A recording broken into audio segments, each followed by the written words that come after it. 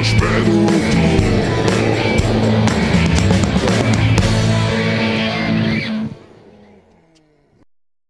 Figyelem, emberek! Vevőt keresek, olyat, aki megvenné azt, amit eladnék neki.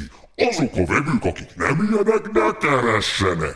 A dolog sürgős, ezért mi hamarabb keressenek meg az érintett vevők. Viszont én is vennék, ezért eladók jelentkezését is várom. Már amennyiben van olyan eladni valójuk, amit szívesen megvennék.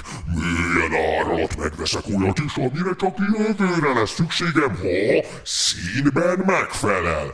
Bárbe is adnék, ezért bárlők jelentkezését is várom korlátozott számban. Ha túl sok bárlő jelentkezne ezen esetben, néhányuknak szívesen eladnék. Ha van rá érdeklődés, a vevőknek is megoldható a bárbeadás, ha rögtön nem tudnak egy összegben fizetni.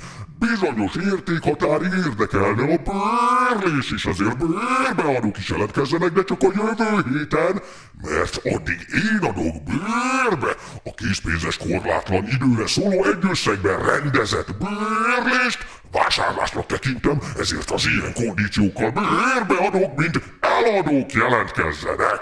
Bizonyos feltételek megléte esetén a leasingelés is érdekelne, de csak péntekenként. Aki nem tudna várni péntekekig, azok addig csinálnak valami mást, például horgászanak. És péntekenként térjünk vissza a dologra.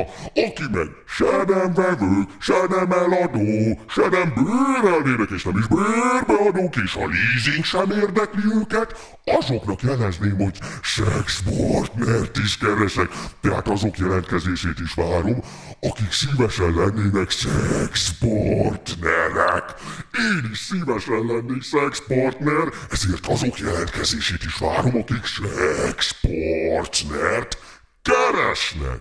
Akik nem keresnek szexpartnert, azok is jelentkezzenek, mert az ő igényüket is ki tudom elégíteni, tehát az ő esetükben nem lennék a szexpartnerük, akár már holnapról, ha sürgős.